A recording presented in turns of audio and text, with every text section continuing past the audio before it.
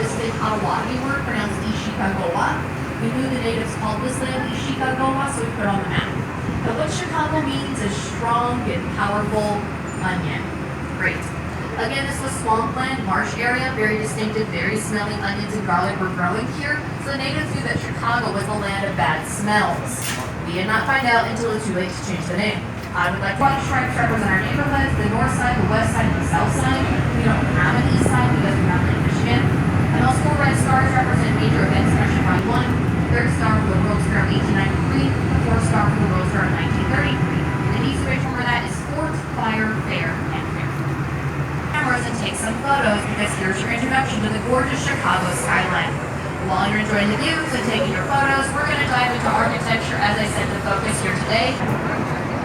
So this tower is our new 3rd tallest building by Jeannie Gang Studios. Now she is one of the premier architects of the world. She is known as a star architect, Illinois born and very sought after. So really thrilled to have her adding to our skyline once again. You can see the beautiful shape of these towers, how they bow out, they go in, they concave, they give.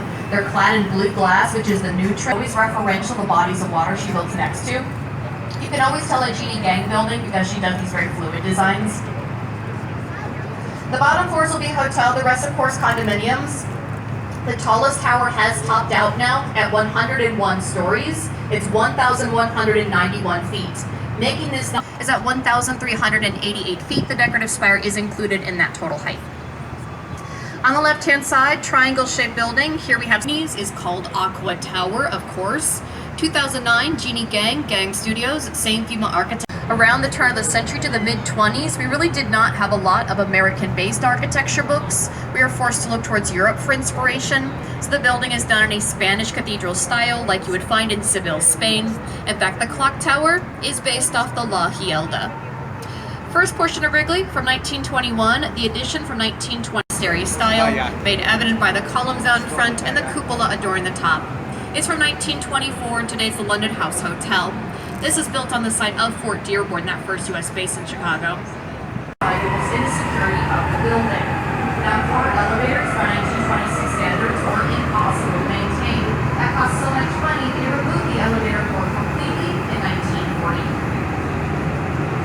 Back over to the right, we have that plain black building. Sure, we are going to hear his name a lot because this design is very significant. It's called Black Box Modernism. Now this was being on the Great Depression and World War II, a very frugal generation. Here's a very frugal skyscraper. So literally just steel holding it up, glass holding it in, and that's it. The general point of the term, less is more. These 2 curved linear towers, these are called Marina City. In Chicago, we love to refer to them as the four modern phoenixes. At the top, the residential is now the House of Blues, a music venue, and below that you're on Marina. Anything you could ever need. If the parking garage is making you nervous, don't worry. They do have highly trained parking attendants to park your vehicle for you to make sure you don't make any mistakes. Modernism style, we invented a very classic style like the Greek temple. If you look towards the top, it's reminiscent of the Parthenon in Greece as the river stretched out to become a skyscraper. Now the silver reflective curtain wall gives the building the illusion that you can actually see right through it. I love seeing it on days like today as it's balcony of the blue building next to it. The top of the stone front building is blue, giving a tip of the hat to its friend and neighbor South Back because she was there first. It's a respect in our skyline to acknowledge the ones who come before you. Still using old raw materials like stone, this is much more streamlined. So this sort of walk is a $100 million project. We're doing an additional $12 million extension. For right now, it does seamlessly connect the lakefront to Old Point. They will be extending it from Old Point all the way to Chinatown. Every section or room of the Riverwalk is a different theme. You have fountains, gelato stands, boat rentals, floating gardens, all kinds of stuff. It's a beautiful scenic way to get through the downtown area and a beautiful example of Art Deco style. Also, look at this guy on the sets. Yeah. Very good. Hey, yeah, keep up the good work. No. Now we're in the Y-shaped intersection of the river called Old Point where the main branch, the north branch, and south branch meet. This one has silver piping which runs around the length, giving it an updated look of those Miesian style windows.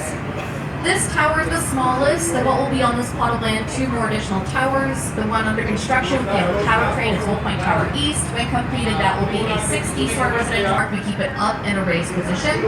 We do lower the bridge just once a year. The city drives a truck across, and they declare that it is still a bridge, and then for 1 more year. The refrigerator, one of many where we can meat from the Union Stockyards.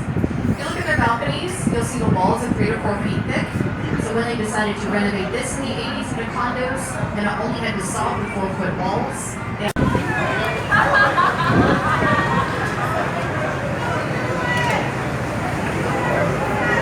they congregate in the middle of a circle, much like people gather around a bonfire. Real quickly, this little power station to the right with the 2 smokestacks, 1931, Graham Anderson, Probst, and White. This building is a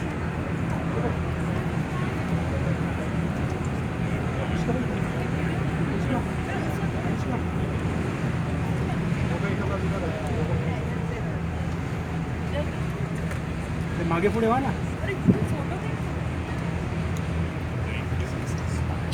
Wonderful. Well, while you're enjoying the views and snapping those photos, let's go ahead and address the big boy in front of the vessel now. So directly in front of us is the most iconic building in our skyline. It is also the tallest building in Chicago. Super tall black skyscraper, 2 white and tennis. If you're not from here, you probably think it's called the Willis Tower. That's because in 2009, the Willis Insurance Brokerage Company from England leased out only 3 floors, but they also bought the naming rights. So technically, yes, it is the Willis Tower. I'm just here to let you guys know that absolutely no one in Chicago calls it that. So for today's purposes, it's the Sears/Willis Tower.